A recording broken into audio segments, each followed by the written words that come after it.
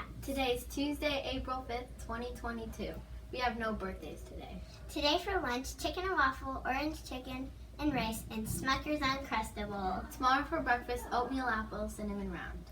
Thank you for tuning in to the Bobcat Daily News. Make it a great day, Bobcats! Hi Bobcats, it's Mrs. Sanjulian here with the Computer Science Word of the Week. This week we're going to be talking about the Internet.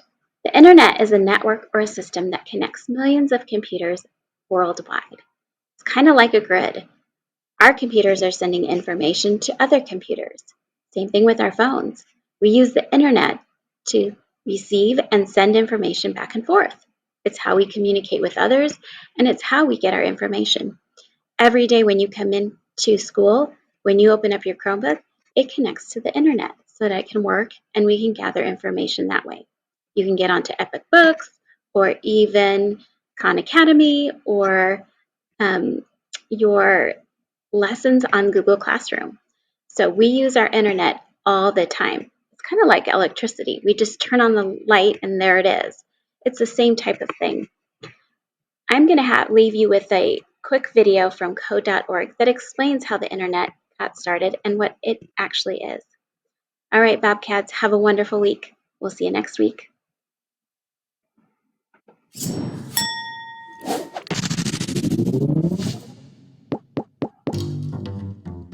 What is the Internet? The Internet is like a popular thing. Some satellites up there. I picture in my head with like waves of internet going to the phone. Somebody told me a cloud once. The internet is a lot like plumbing. It's always moving. Most people don't have any idea where the Internet came from, and it doesn't matter. They don't need to. It's sort of like asking who invented the ballpoint pen or the flush toilet or, the zipper. These are all things that we just use every day, and we don't even think about the fact that one day somebody invented them. So the Internet is just like that. Many, many years ago, in the early 1970s, my partner Bob Kahn and I began working on the design of what we now call the Internet. It was a result of another experiment called the ARPANET, which stood for Advanced Research Projects Agency Network. It was a Defense Department research project. Paul Barron was trying to figure out how to build a communication system that might actually survive a nuclear attack. So he had this idea of breaking messages up into blocks and sending them as fast as possible in every possible direction through the mesh network. So we built what eventually became a nationwide experimental packet network, and it worked.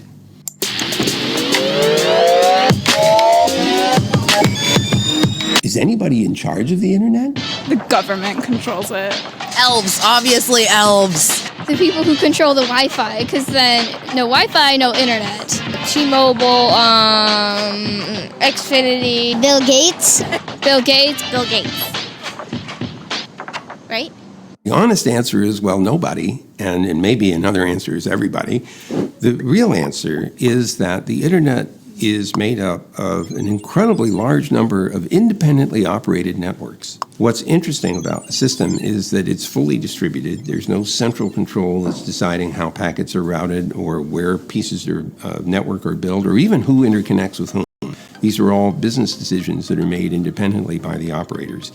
They are all motivated to assure that there is end-to-end connectivity of every part of the network, because the utility of the net is that any device can communicate with any other device, just like you want to be able to make phone calls to any other telephone in the world.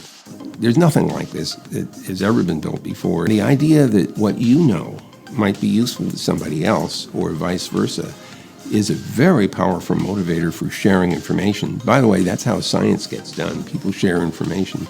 So this is an opportunity for people to think up new applications, maybe program them as apps on a mobile phone, maybe become part of the continued growth of the infrastructure of the network to bring it to people that don't have access to it yet, or just make use of it on a day-to-day basis. You can't escape from contact with the Internet, so why not get to know it and use it?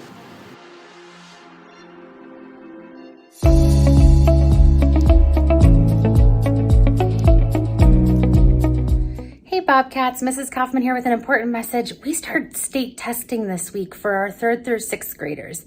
And Bobcats, sometimes when we take big tests, it can feel scary, you can feel nervous, and those are okay feelings to feel. But please remember that these tests are just to see what you know and to also help our school to know where we are and how we can best support you.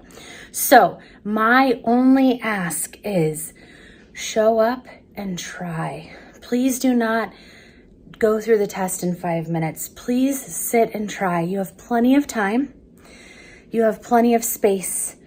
Please take a few minutes for each question and really think about it. If you get it wrong, it's okay, but it's not okay to not try. So please take your time. That's my one ask. And Bobcats, if you're a kindergarten through 2nd grader, please cheer our big kids on. They're doing tough stuff this week and they're gonna do great. So get a good night's sleep, eat a great breakfast, come on time, and please, Bobcats, just try. Thanks. Hi, Bobcats. This is your test tip of the day.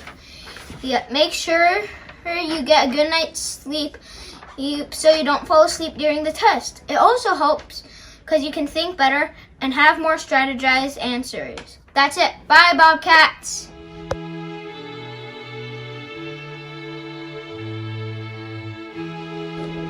Hello, my name is Aaliyah, and I'm going to Miranda Middle School. My favorite memory was our Greek Olympics. Something 5th graders should know is there's to never give up and keep trying. If I could have one superpower, it would be teleportation. And what I want people to remember is my kindness. Bye.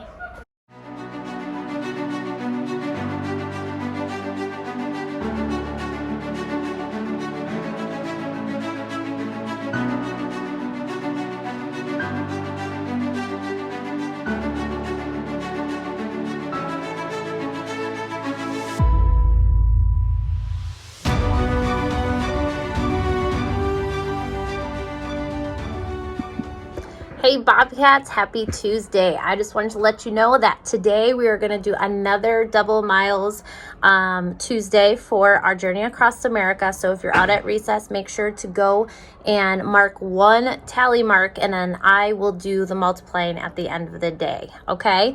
Also, it is starting to warm up outside, so make sure you are hydrating, drinking lots of water throughout the day. If you don't come to school with sunscreen, maybe put some sunscreen on before you leave for the day, or have a hat, because again, the sun is going to be really intense, and if you're out at PE, it's going to get hot. So I just want to make sure that everyone's taking care of themselves with hydration, so drinking lots of water, wearing a hat to protect yourselves from getting sunburned, or wearing sunscreen. Also, the second PE class of the week, I already told a lot of you guys this, but I want to send a reminder that we are going to be switching gears from track and field. We're going to take a little break, and then we're going to go into our softball unit. So if you have a baseball glove or a softball glove, please bring it. If you don't have one, it's okay too. But we're going to start with some hitting drills off of tees. We're also going to be letting you guys pitch to each other, but I just want to make sure that if you do have a glove and you want to bring it to school, you are more than welcome to bring it. No baseball bats. I have all of that stuff. So I'm excited about this week. Let's make it great. Have a great day, Bobcats.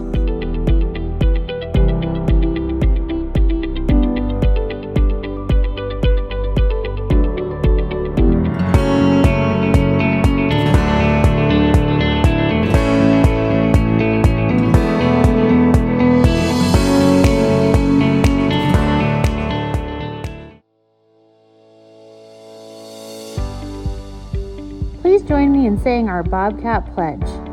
I am a proud member of the Gladden Farms community. I promise to be kind to others and be the best Bobcat I can be. I promise to show respect to all adults and children. I am responsible for my actions and choices. I will be safe at home, school, and in my community each day.